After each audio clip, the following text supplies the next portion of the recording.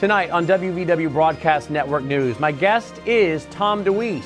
Do you understand Agenda 21, now called Agenda 2030? Do you realize it's about world government or globalism, the end of private property? It's actually about global socialism, international socialism. The WVW Broadcast Network News broadcast begins right now.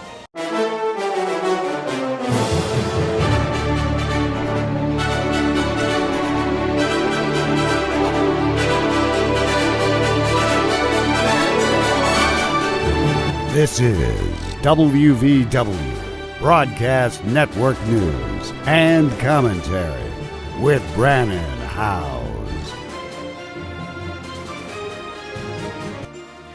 Welcome, my friends, to the program. Glad you're with us. Tom DeWeese joins us tonight, live from the Washington, D.C. area. Tom and I have been friends now for almost 25, if not more than 25 years. He was lifting up the clarion call about the threat of sustainable development, Agenda 21, many years ago. He's been fighting this for over 25 years. Many years ago, as we would talk about these issues, write about them, radio, TV, books, conferences, people would declare that what we were speaking about was conspiracy theories. Those things now have not only come to pass, but are being reported on in the mainstream news. In fact, many of the things we predicted were coming not only have happened, but many of our predictions have been, well, far underplayed. We could have predicted far more. And now on talk radio and talk television, they're discussing the things we warned about over 25 years ago. The problem is many Americans don't want to see what's coming and stop it. They want to wait till it's already occurred and then try to do something about it. Well, with that in mind, let's talk about what we predicted, what's already occurred, what's yet to occur, and what we can do about it. And if there's not anything we can do about it, how can we prepare? Again, joining me is Tom DeWeese. Tom, welcome to the broadcast. Thanks for joining us. Hey, Brannon, thanks for having me. Tom, you've been fighting this battle, 25 or more years? About 27 years, this particular issue, yes. Mm-hmm. And as I said, when we started talking about Agenda 21, sustainable development, we got a lot of criticism, conspiracy theories, whatnot. Yet those things have now come to pass from the United Nations. Not only United Nations, many states here in America are now involved. Not only are the states involved, many of the local governments are involved. And they're involved with global agencies, what are called NGOs, non-government organizations. They're involved with organizations tied all the way back to the United Nations. For those maybe who don't know, how would you define sustainable development? Sustainable development is a process by which everything is based on protecting the environment. That's the excuse that's used for every policy that's put in place under sustainable development. And this becomes a very useful tool for those who want to put these things in place because the environment doesn't follow political boundaries. So you have national boundaries, you have state boundaries, you have community boundaries, you have the boundaries around your own property. But rivers run through several different states, several different counties. You have, all kinds of different environmental pathways that don't fit that. So that makes it very simple when they want to put sustainable policies in place that you're saying, well, this is my property, or here we're going to have to create a whole new situation for your community.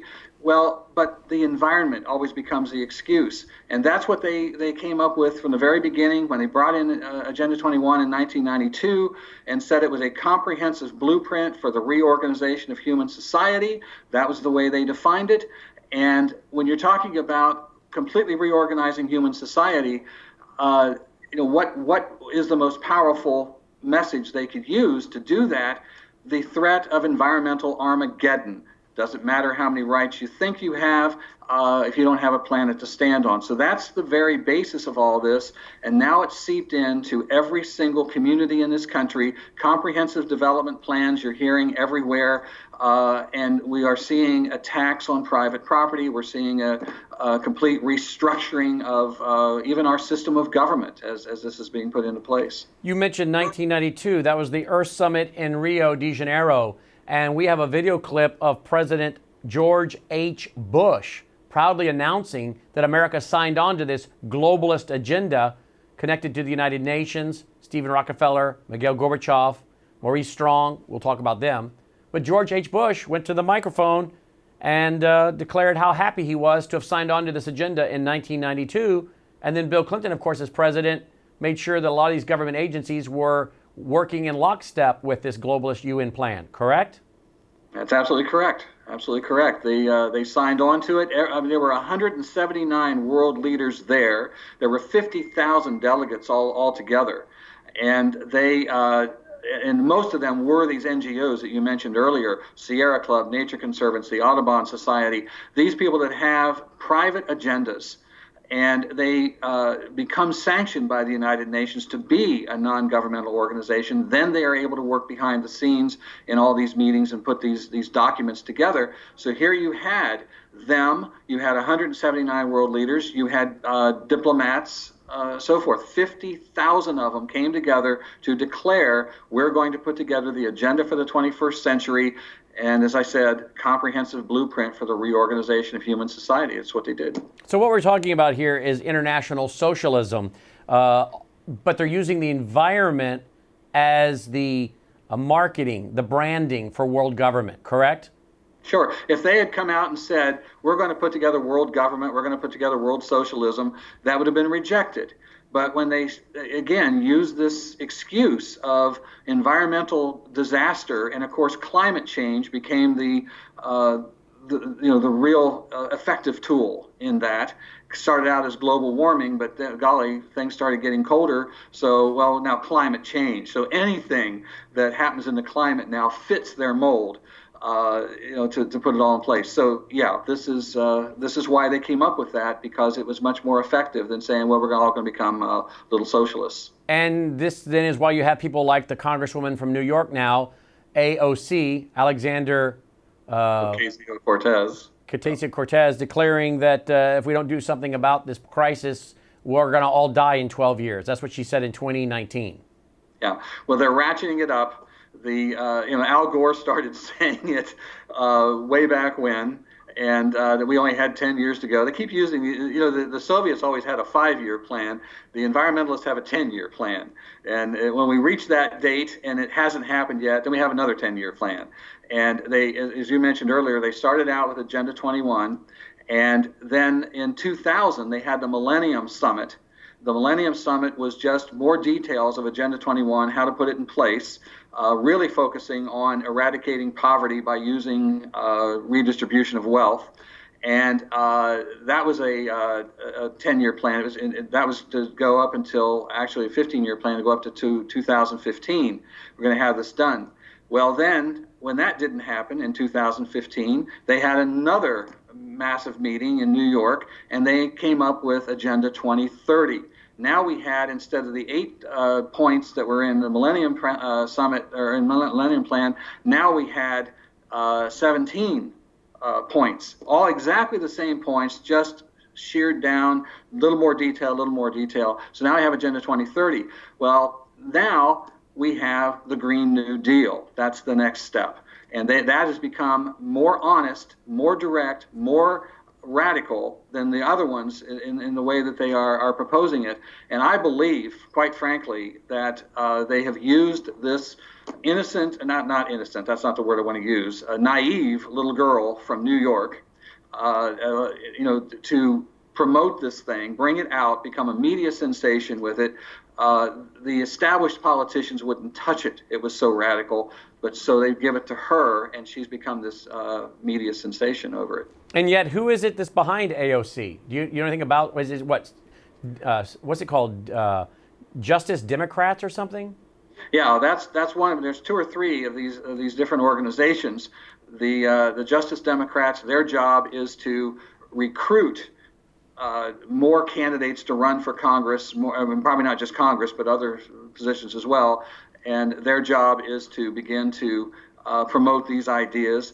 They have another one that its purpose is to make climate change a major issue.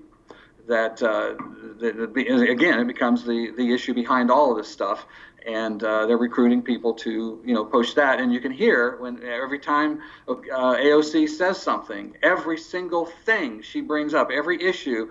Well, how does that match with the environment? Does it, what I see the other day, she had in her new apartment, she's got a garbage disposal, which she says she's never seen before, but immediately said, well, is this environmentally correct? So that's the point of making everything about the environment.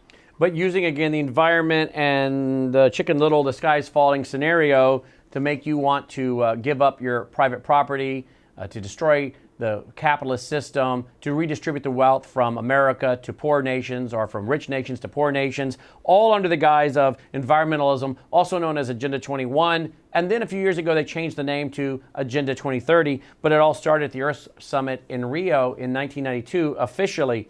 And today, sustainable development is being done at the state level, the federal level, and your local level, as we'll learn from our friend Tom DeWeese. You may not really, again, understand what sustainable development is all about. In my book, Religious Trojan Horse, I, on page 257, described all the things that sustainable development will bring us. Abortion on demand, population control, gun control, social justice, global governance, the New World Order.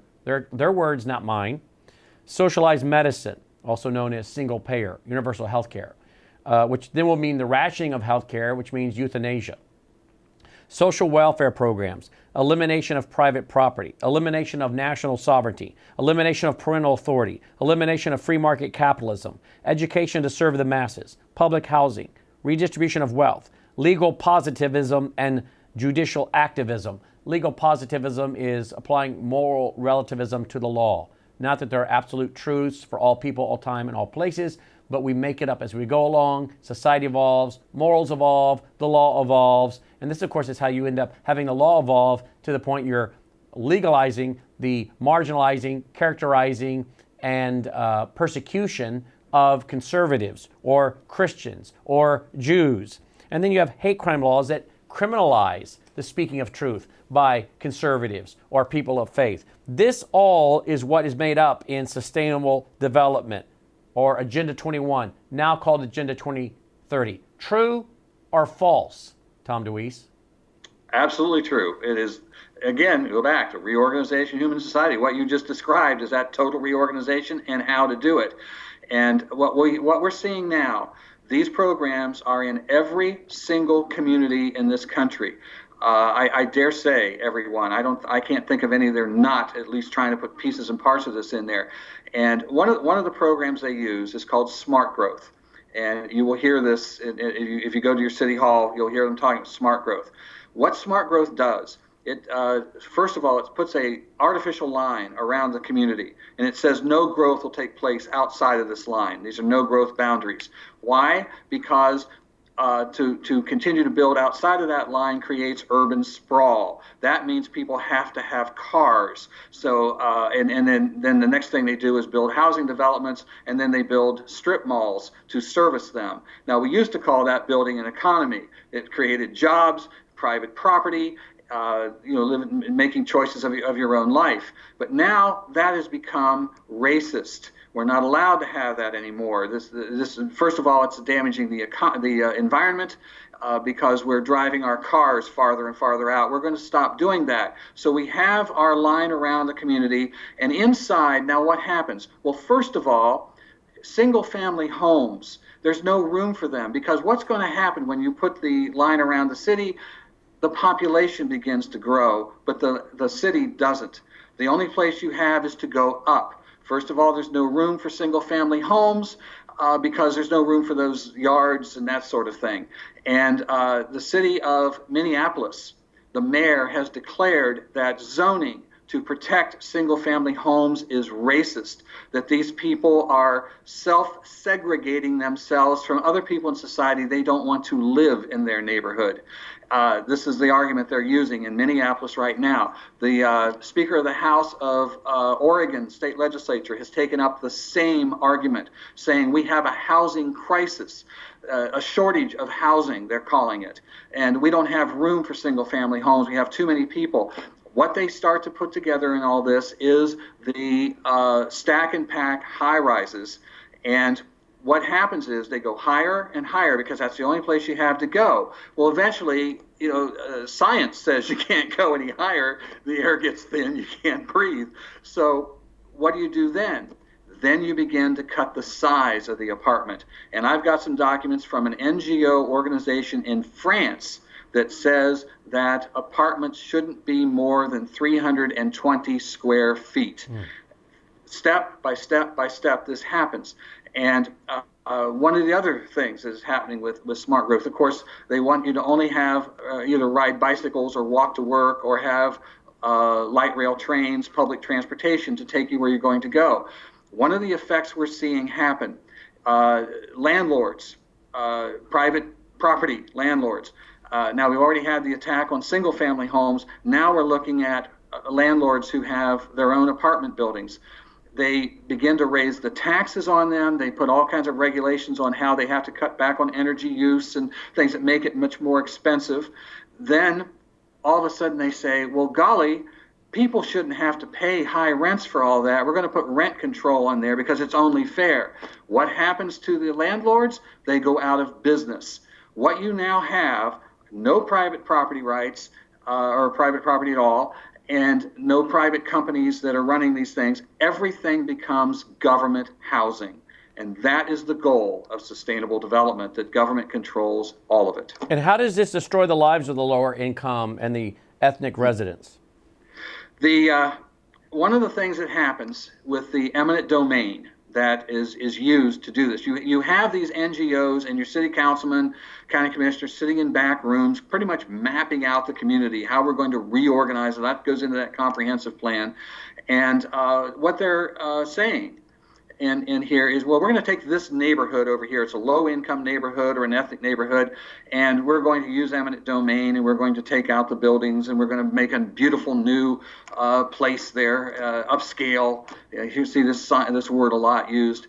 But there are people living there who have their own homes. They have a private home. There are people there who have small businesses, mom and pop restaurants and things like that, maybe a laundromat, whatever it might be.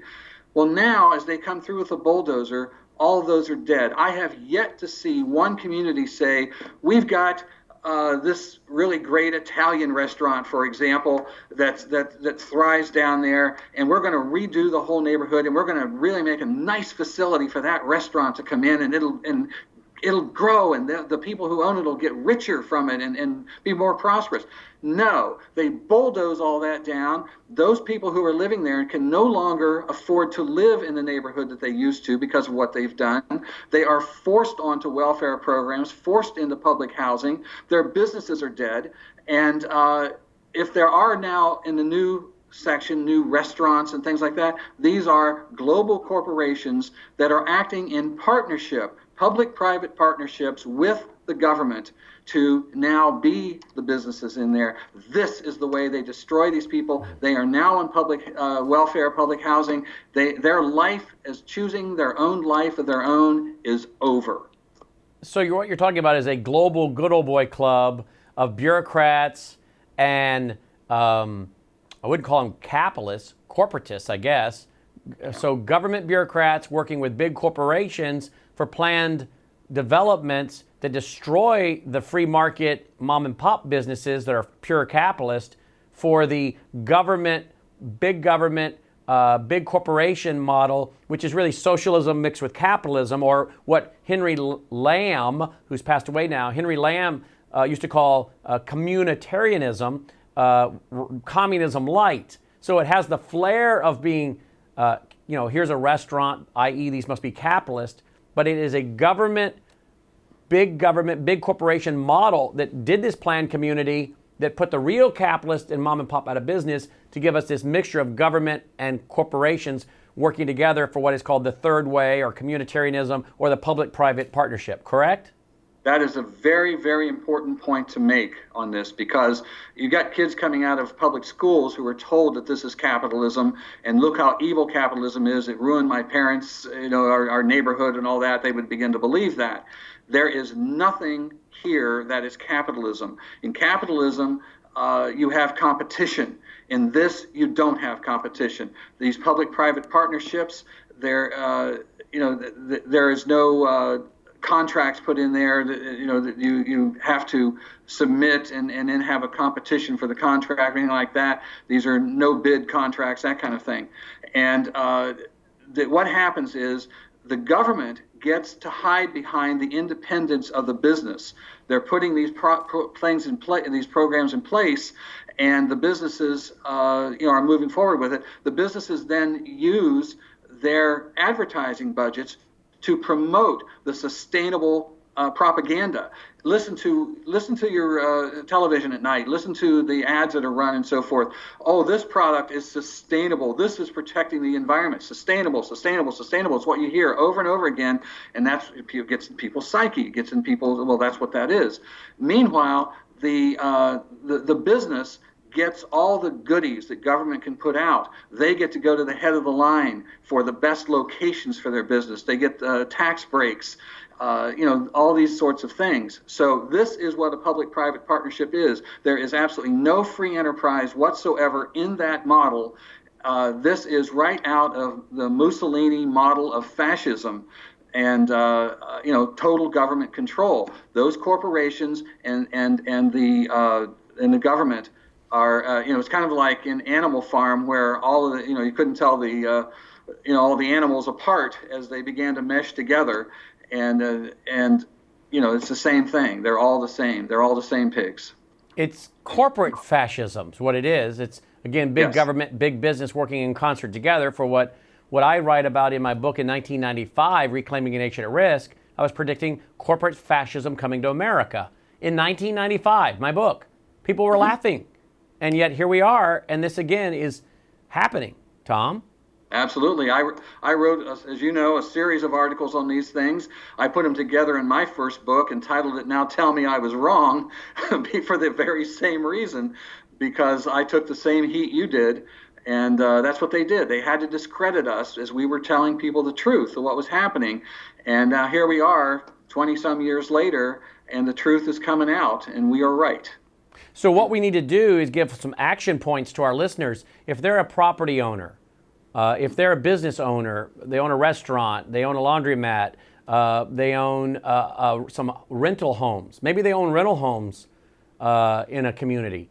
All of these business owners had better get together and start making sure that their local and city or county government are accountable to them, and that they're running people for office who will defend private property and reject these sustainable development, corporate fascist models, correct?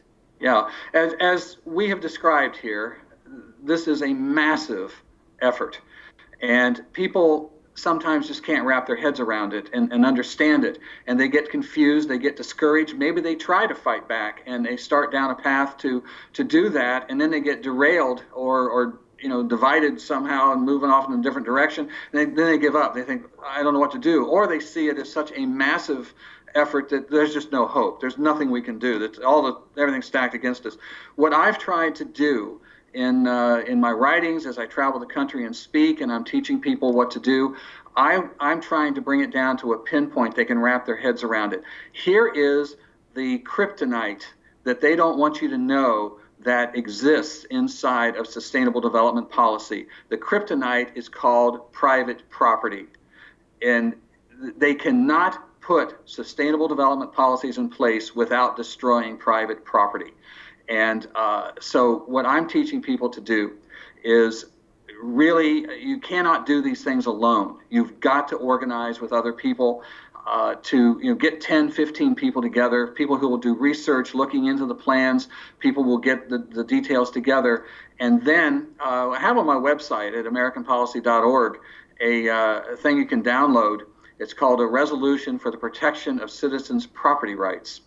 And this says three things. It says, one, if they are going to do something that's going to affect your property, that they'll bring you in to talk, into the discussion.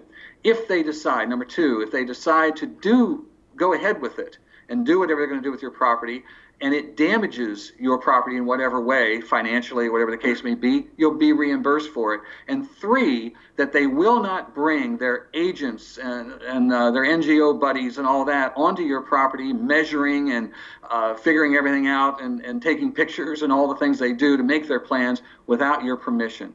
Such a radical document, your property. It's time we start treating property owners like owners. It's theirs. They've invested in it.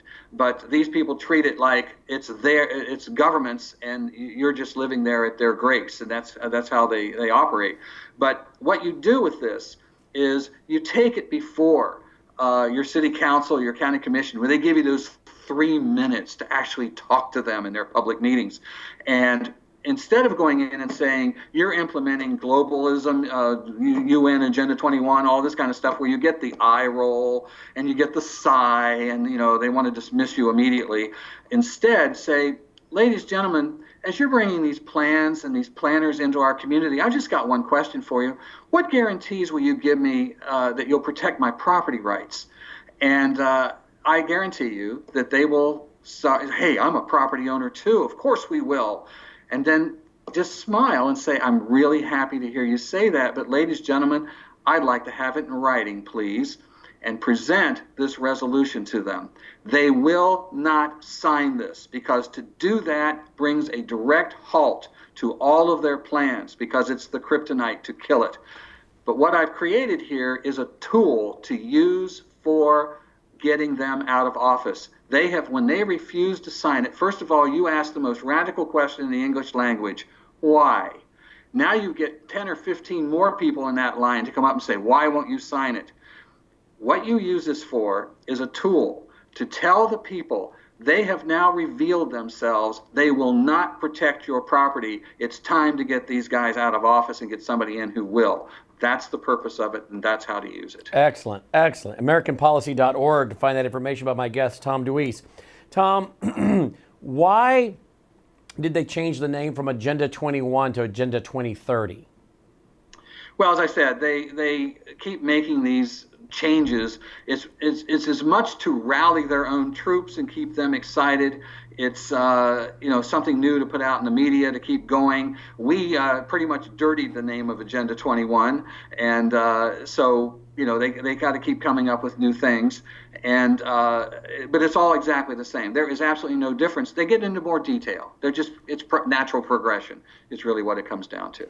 Let's talk about some of the private boards, because one of the things we're finding out at the state level is many of these local cities and local boards in those cities, or planning commissions, the city council, or the county boards, they're giving more and more of their planning and power to non-elected boards. Tell me about that. Yeah, this is how it operates. It used to be our founding fathers created our system of government so that local government would have the most effect on you, for an obvious reason. This is a chance where you could sit down with your councilman and say, hey, Fred, this thing you're doing, this is affecting me this way or whatever. And if he's a good guy, he says, oh, golly, I didn't realize that. We'll take care of it. This is how you had the most effect on your government. The way it was set up, you were supposed to have the federal government was supposed to have the least effect on you. That's not necessarily true anymore, but that's how they set it up. But the folks putting these plans together are using what the founding fathers gave us very effectively, because they're moving into the local community. But then they begin to put together a planning board, a water board, whatever the case may be. And now you go down to try to talk to them and say, oh, you got to talk to that board over there. I don't have anything to do with that. You'll have to talk to them. That board is staffed by an appointee who was not elected, who has his own political agenda, knows where he's going with it, what is going to happen with it. He doesn't care what you have to say, and you get nowhere with it. This is why people start to get frustrated with their government and feel like, I can't do anything. I can't get anything done. And so this is, and what's happening here, these NGO groups, every single issue that we talk about, whether it has to bike lanes or conservation easements or how to cut back on your energy use or things like, every one of these issues we're talking about has a specific NGO organization that focuses on that. They're experts on that issue, so they know how to apply to write it up and put it in a plan, what they want, and they know how to apply for the federal grants. The federal grants are the poison that is moving this forward. The federal grants were written at the federal level by these NGO groups that created Agenda 21 in the first place. And they knew exactly what they wanted to do. So these grants come with a string attached. And if the community takes the grant, now they've got to implement these programs. That's how this supposed Agenda 21 voluntary suggestion from the UN, which they call it, comes down to being law in your backyard. It's the grant programs. They're coming from HUD. They're coming from the EPA. They're coming from the Department of Transportation. All of these are coming in there. Now they have found, these federal agencies have found that sometimes communities aren't completely complying to this. Now they've got more leverage on your community and they're filing lawsuits. Now the city councilmen that you've elected to run your town the way you wanted it to be are now being overruled by federal agents. And this is, we're changing our system of government. Now we're going to unelected, appointed regional councils that can be 10, 15, 20 counties, all in one regional county council. And they're applying for these grants, and they're not elected. You will have elected people on them. You'll have a mayor, you'll have a city councilman on it, now, and they always are quick to point that out, but they weren't elected to be on that one. And that gives them the ability to sit behind the closed doors and make these plans. And what's happening is we are losing our system of local representative government to this whole policy. And it's follow the money, because if they do these things, they get federal money at the state, local level. So the local government, the county government, the state government, they can get federal money. So it's, as you have more and more counties or towns or cities that are strapped for cash, they can implement these things and get federal dollars. Is that what I'm hearing? Absolutely. And they'll always tell you that this is free money, it's our money.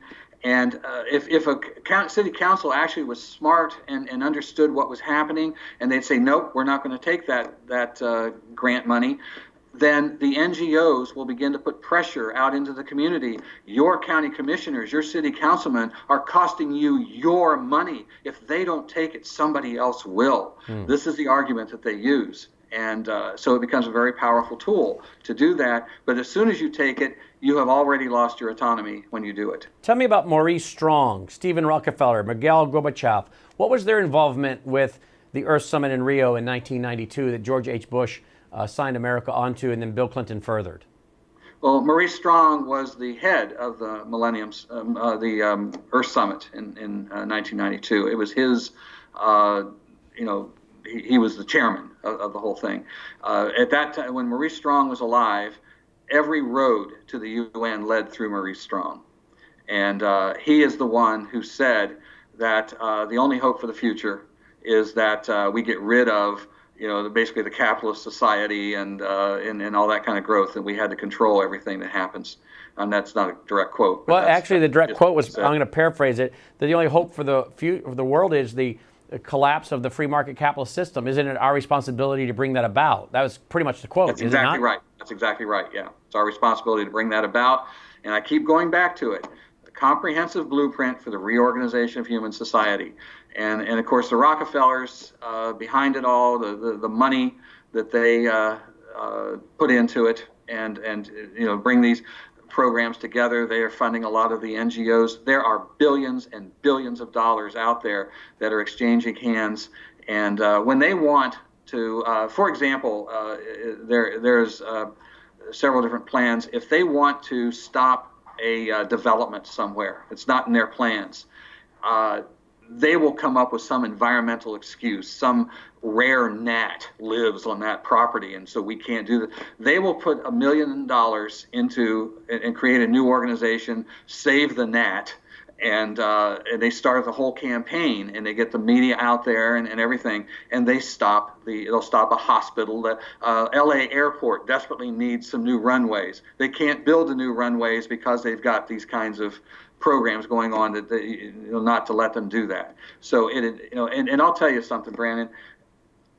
almost every single policy they've ever brought out under the guise of saving the environment, protecting the environment, have actually been more damaging to the environment than what was happening in the first place. And this is the outrage of what they're doing. It has nothing to do with protecting the environment. None of this we're talking about. It has to do with political power and control. Absolutely. Political power and control. Stephen Rockefeller, wasn't he the one behind the Ark of Hope? Do you remember the Ark of Hope that was supposed to look like the Ark of the Covenant that the Ten Commandments went in, but with Moses and the children of Israel? But instead, this Ark of Hope was decorated with a bunch of globalist New Age images, and I don't know if that was going to hold Ted Turner's new globalist Ten Commandments, environmental commandments, or not. But they're really using religious symbolism for a lot of this environmentalism and globalism, and even Pope Francis and Pope Benedict have all been involved behind their religious writings, encyclicals, promoting this. Have they not? Absolutely. I mean, you're right. They use these symbols of religion, and they're trying to get people to feel that same thing. We're here to save Mother Earth, and what they end up doing is they get us to support the creation instead of the creator, is what it really boils down to. And you start worshiping the creation. And so Mother Earth, and where this leads to, they'll use all kind of lines like, we don't want you plowing your fields, that is cutting the skin of Mother Earth, these kind of things. And they put their own kind of Ark of the Covenant, as you said, that's Ark of Hope put together. It has become their religion without question. And what's leading with this is the movement to bring all global religions together under one hat, and you're starting to see this happen in the Christian religion, and so many denominations and so forth are beginning to follow a lot of these ideas. Back in the late 90s, early 2000s, they had an organization that brought ministers into meetings and taught them how to give sermons. They even wrote them for them. In the every denomination has kind of their own way of approaching things. They would put it in that language of that denomination, and the next thing you knew, your minister is standing up in the pulpit and he's giving New Age pagan religion, coming out of that. And you're seeing this happen very rapidly right now with religions across the land. Well, in fact, here's a book I wrote, Religious Trojan Horse. It came out in 2012. And this is on page 253 of this book, Religious Trojan Horse, that I wrote in 2012. Listen to this. The National Council of Churches was started by a Fabian socialist. So is it shocking that America's largest Protestant denomination, the Southern Baptist Convention, would allow one of its leaders to sign a declaration in concert with the National Council of Churches and other religious radicals? Why has Richard Land worked with so many politically correct organizations? Richard Land at the time was with the Southern Baptist Convention, the largest Protestant denomination in America. But why was Richard Land working with this group, the National Religious Partnership for the Environment? That's what it was called, the National Religious Partnership for the Environment.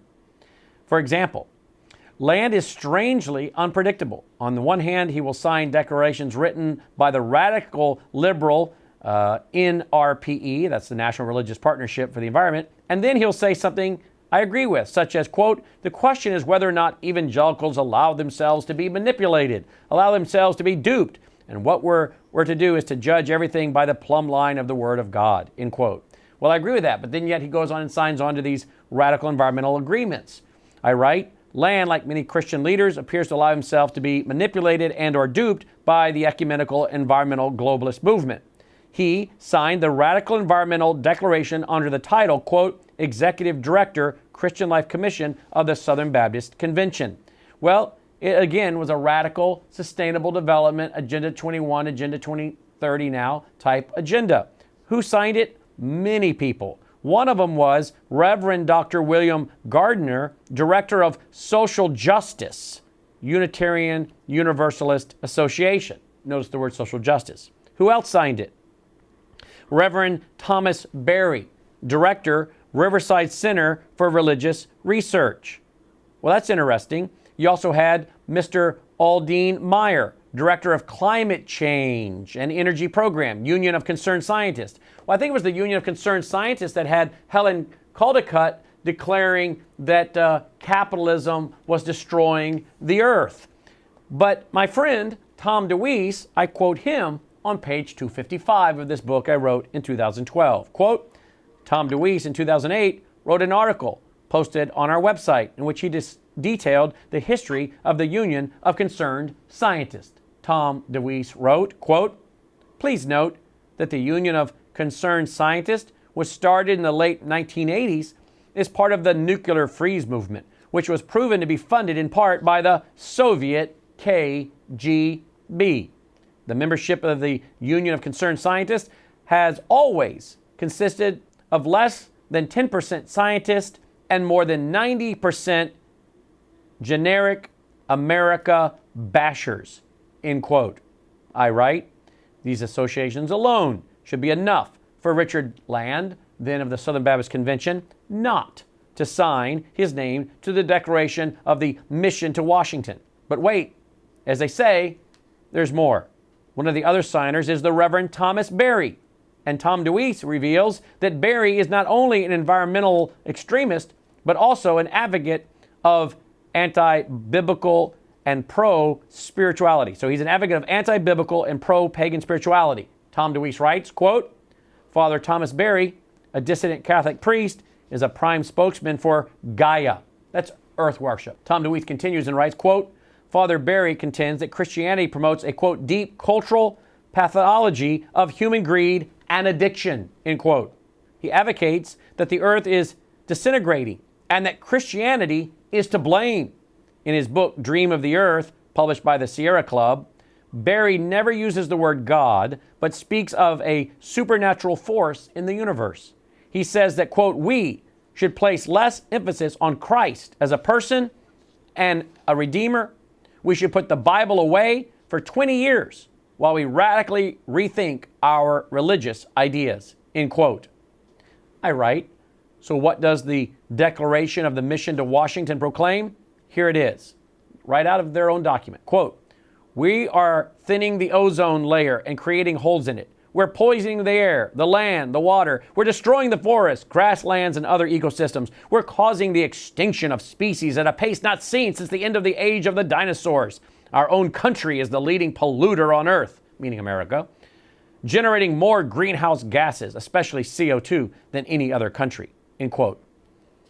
The only problem is there is no evidence for the end of the world scenarios that were just described. Tom, would you report on all this? Again, I write this in my book in 2012. You told us it was coming. Here we are. Comment, please. Here we are. Well, you know what's interesting, Brannon, is all those things that he predicts that man is doing to the environment. The only place that's really happening is in totalitarian countries where people have no control over their private property, have no control of their choices in life, and the government has no regard for human life and or the environment. And so in those places where you have teeming poverty, where people have no hope of getting out of the poverty, that's where all the environmental degradation is taking place. In the United States, we have spent billions and billions of dollars, probably about $1 trillion, on environmental cleanup. And we have so little environmental damage now that we have to make a big deal out of banning straws just to find something. Talk about a straw man. We have to, that's where we're to now. Oh, golly, we have straws. So that's our environmental problem. And it's only when government gets involved that, as I said earlier, the solutions that they keep coming up with to protect the environment are actually more damaging. The wind and solar power. When I started on this back in those years, and I'd go on radio programs, there was always the environmentalist that would call in and start a challenge on me and say, you're part of the AstroTurf crowd. You want to pave the earth. Well, the interesting thing is, back then, it's much worse now, but back then, if you wanted to just eliminate the electrical shortage, the power shortage in California by using wind and solar power, back then you would have needed an area the size of Connecticut to do that. It's worse than that now, but that means the entire area of Connecticut would be paved over, wires, cement, everything needed for the infrastructure to create this power situation. Now picture the entire country trying to be run by wind and solar power.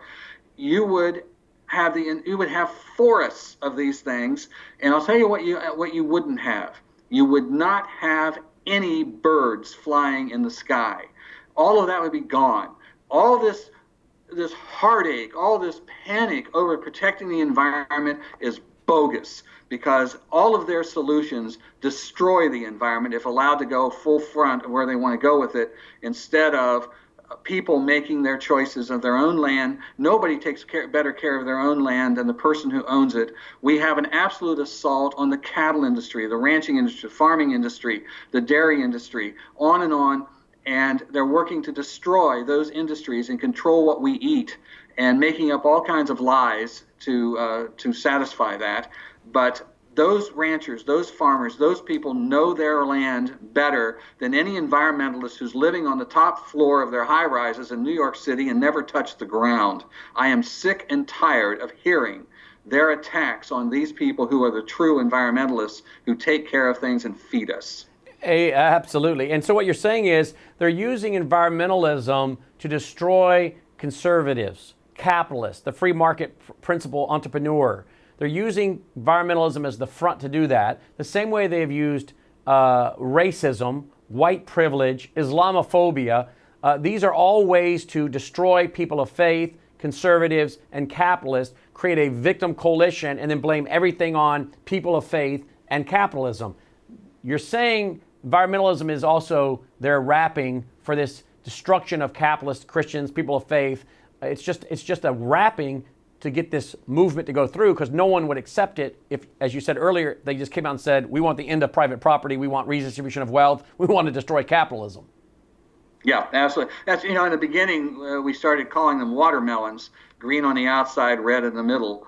And that's exactly what the whole case is. The green of environmentalism, the green of environmentalism, and the red of Marxism, watermelon. Exactly. And that's actually the title of this chapter of this book that I wrote in 2012 was The Watermelon Church, the Environmental Green and Socialist Red. And sadly, many churches are promoting this. Again, Richard Land signed on to this declaration many years ago in the 90s, and this is an environmental group. And yet he was with the Southern Baptist Convention at the time, the largest Protestant denomination or association in America. Here's what the declaration that he signed on to went on to say, quote, we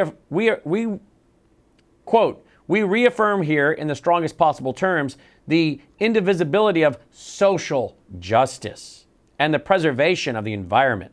Let me just stop right there. Social justice is socialism, folks. It continues, quote, we also affirm and support the indigenous peoples in the protection and integrity of their cultures and lands. We believe the wealthy nations of the North, which have historically exploited the natural and human resources of the southern nations, have a moral obligation to make available additional financial resources and appropriate technology to strengthen their capacity for their own development. We believe the poor and vulnerable workers in their own land should not be asked to bear disproportionate burdens, and we must end the dumping of toxic waste materials disproportionately in communities of low income and of people of color, end quote. And again, what you got going on there is the evil capitalist, racist, people of faith or capitalists are destroying and exploiting people. And yet, where is the examples of this? Show me the proof or examples of this, Tom. No, there is no example of that.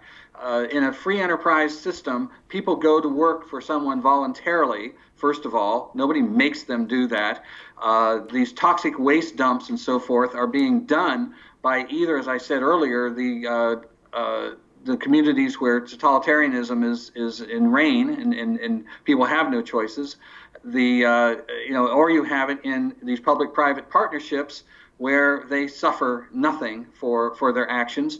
And the interesting thing is they talk about the indigenous people. This whole line we're getting right now about how the United States is not a moral nation because of what we did to the indigenous people and that sort of thing.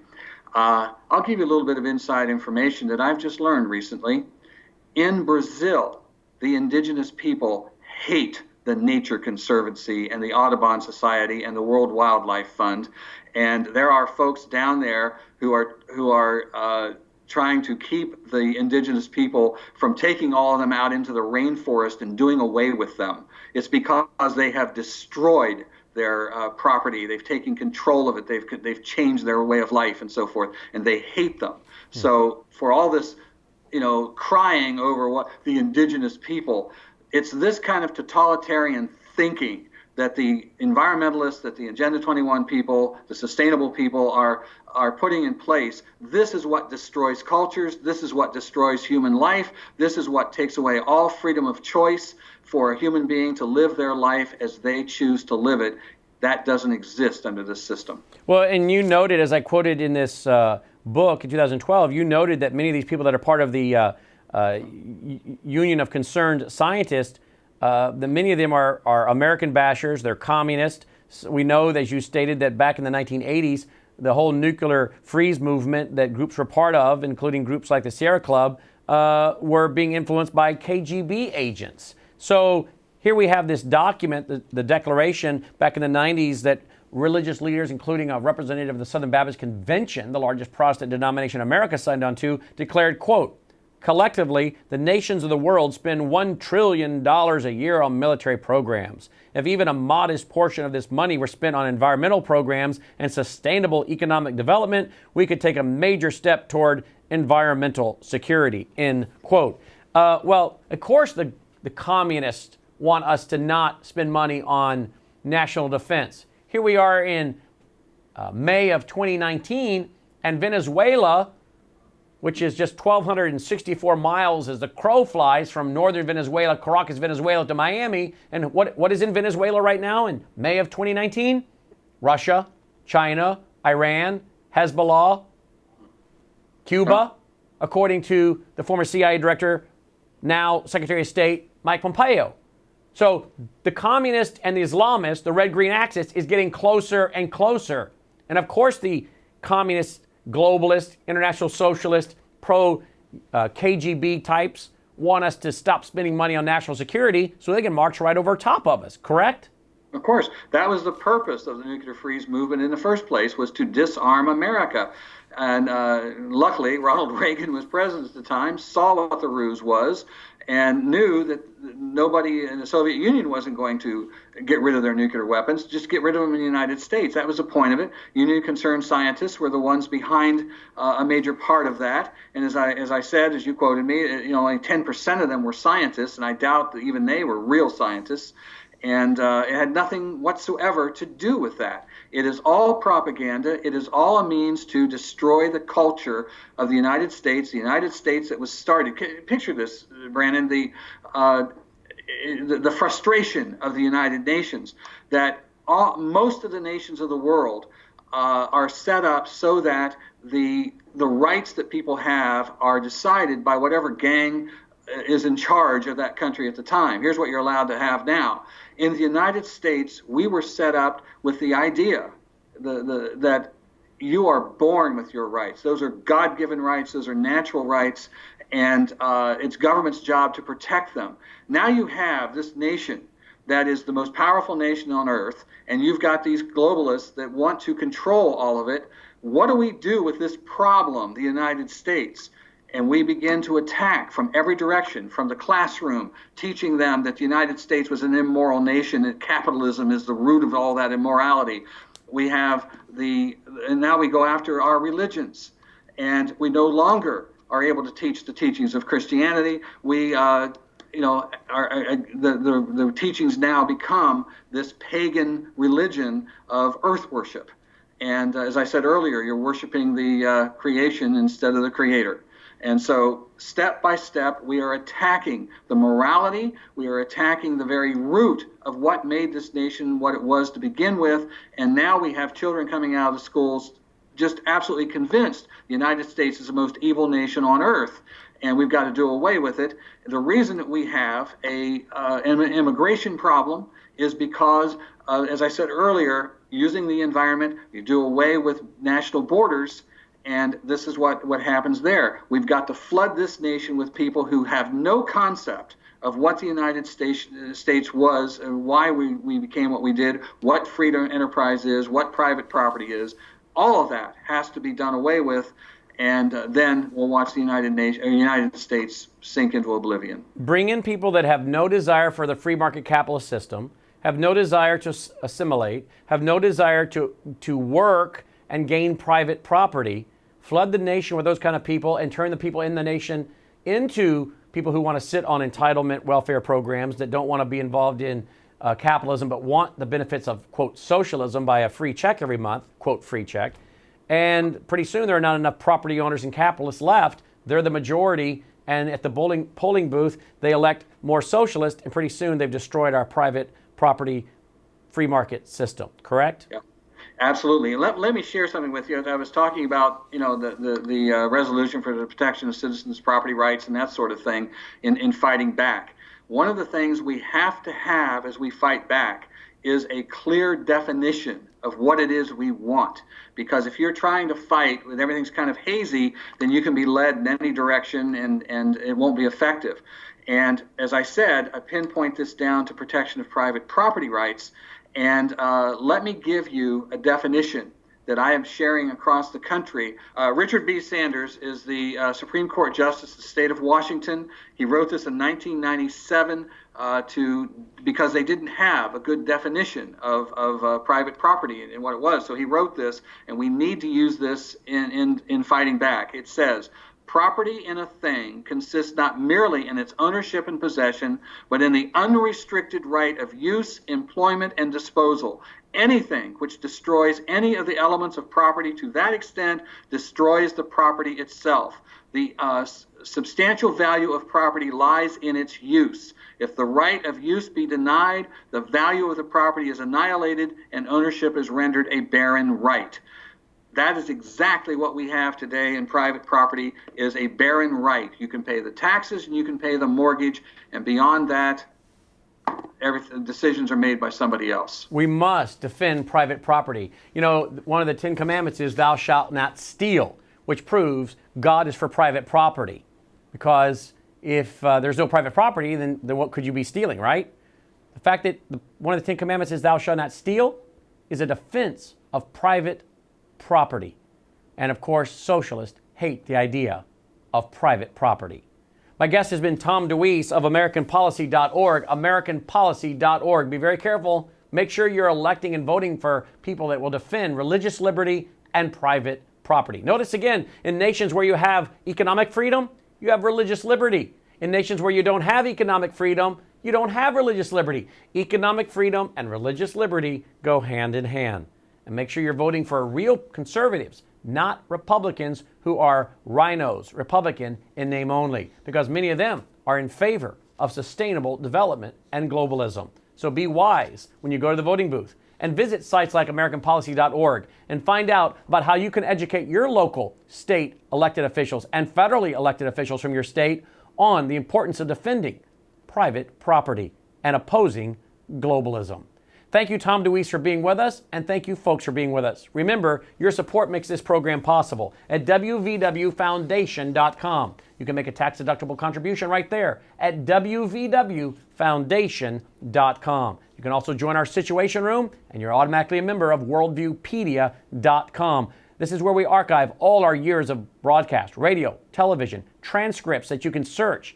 Worldview facts at your fingertips. When you're a member of the Situation Room, you're automatically a member of our powerful search engine, WorldviewPedia.com, which provides transcripts of TV shows like this, as well as video clips off to the side. So again, if you're a member of the Situation Room at situationroom.net, you're also a member of WorldviewPedia.com. The two ways you can support us, WVWFoundation.com with a contribution, or situationroom.net with a membership. Thank you so much for watching. Till next time, I'm Brannon Howse. Take care.